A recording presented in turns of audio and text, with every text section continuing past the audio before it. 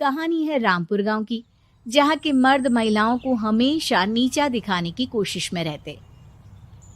अरे अभी तक खाना नहीं आया क्या? मुझे एक और शादी करने की जरूरत है। नहीं जी नहीं, ऐसा मत करना, वरना मैं कहाँ जाऊंगी। खाना लेकर मैं अभी आई जी। गांव की पंचायत में भी फैसले हमेशा औरतों के खिलाफ ही रहते। मैं जो फैसला सुनाता हूँ वो भगवान की आज्ञा होती है। इस लड़के ने अपने मन से शादी करके अच्छा नहीं किया। लड़के को घर भेज दो और इसकी शादी इसकी जाति की किसी लड़के से करवा दो। लेकिन ये लड़के, इसे तो गांव के बाहर निकाल दो। नहीं नहीं जमींदार साहब, ये क्या बोल रहे हैं? ऐसा नहीं हो सकता। मेरी बेटी मासूम है, इसे अच्छे बुरे की समझ नहीं है। अरे कहाँ जाएगी ये बेचारी? कहाँ जाएगी? इतनी चिंता है तो पूरे परिवार का गांव निकाला कर देते हैं। बेचारे पूरे बसे बसाए परिवार को गांव छोड़ना पड़ता है। चाहे जो हो, अगर बेटियों को कंट्रोल नहीं कर सकते तो गांव में रहने का कोई मतलब नहीं है। यहाँ औरतों को दब कर रहना होगा। कोई भी अपने हिसाब से कुछ नहीं कर सकता, सब ईश्वर की मर्जी से ही होगा। तभी गांव का एक आदमी दौड़ा दौड़ा आता है। सरपंच साहब, जमींदार साहब, वो कालिया है ना, उसकी बेटी पढ़ने के लिए शहर जा रही है। अच्छा, ये कब हो गया? और कालिया की हिम्मत कैसे हो गई ऐसा करने की? लेकर आओ उसे और उसकी बेटी को। बस फिर क्या था, हाजिर हो जाते हैं कालिया और उसकी बेटी सरपंच के सामने। अरे कालिया, ये क्या सुनने में आ रहा है? बेटी को इंजीनियर बना रहा है तू? और ये बता, गांव में तो स्कूल नहीं है, फिर कहां से इतनी क्लास पास कर गई तेरी बेटी?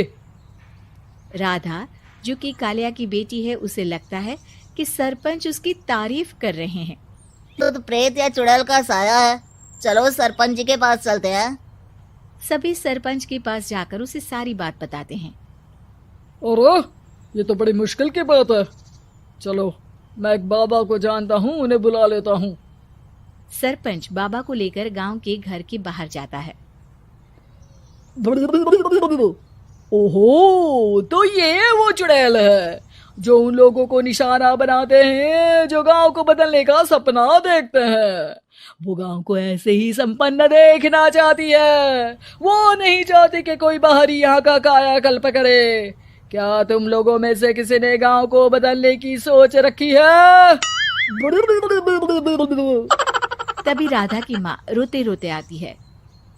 मेरी राधा घर से गायब हो गई है।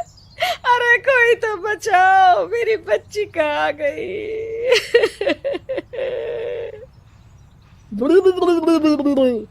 ले गई वो चुड़ैल, तेरी बच्ची को ले गई। अब वो उसे श्रापित करके छोड़ेगी, उस पर चुड़ैल का साया हो जाएगा। तभी बुरी सी हालत में राधा भी वहां आ जाती है। उसके बाल चुड़ैल की तरह फैले होते हैं और कपड़ों में खून लगा होता है। सभी राधा को देखकर डर जाते हैं। माँ, पता नहीं मुझे कौन उठा कर ले गया था। अरे दूर दूर हो जा चुड़ैल, अब हम लोग इस गांव में नहीं रुकेंगे। अरे कैसे बातें कर रहे हैं आप? कल तो आप मेरे भरोसे गांव का हुलिया बदलने, अपने बच्चों को पढ़ाने और तरक्की उन्नति की बात कर रहे थे, तो आज क्या हो गया आपको? ये फिर तुम लोगों को बहकाएगी। ये चुड़ैल गांव में आ चुकी है, ऐसे ही ये तुम्हारे घर के बच्चों को भी ले जाएगी।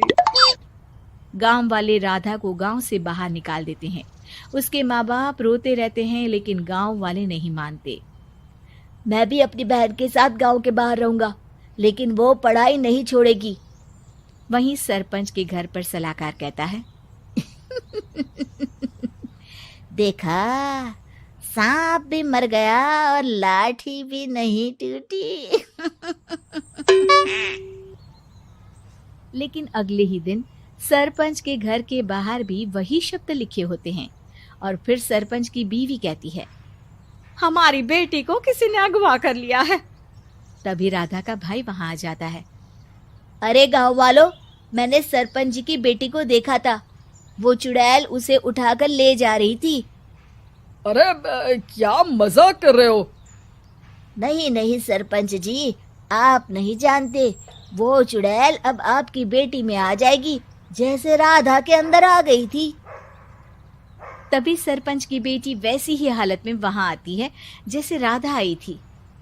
पापा पता नहीं कैसे मैं गायब हो गई थी। चुड़ैल, इसके अंदर भी चुड़ैल का साया है, मारो इसे। अरे नहीं नहीं, इसे भी राधा के पास गांव के बाहर ही भेज दो। अरे चुप रहो, मेरी बेटी कहीं नहीं जाएगी और चुड़ैल वुड़ैल कुछ नहीं होता है। अरे कैसे बात कर रहे हो सरपंच जी? आप तो बोल रहे थे कि आपका फैसला भगवान का ज्ञान होता है, तो अपने पर बात आई तो अब आप ऐसे बोल रहे हैं। अरे ना ना ना, आपको अपनी बेटी को त्यागना ही होगा। अरे बुलाओ बाबा को। राधा का भाई बाबा को ले आता है, जिसे अब गांव वालों के डर के कारण सच बोलना पड़ता है। मैं कोई बाबा नहीं हूँ, मैं तो मोची था। ये सलाहकार महोदय ने मुझे कहा था एक्टिंग करने को। अब वो मुझे पैसे देने वाले हैं। अब मुझे माफ कर दो। गलती हो गई, मुझे माफ कर दो।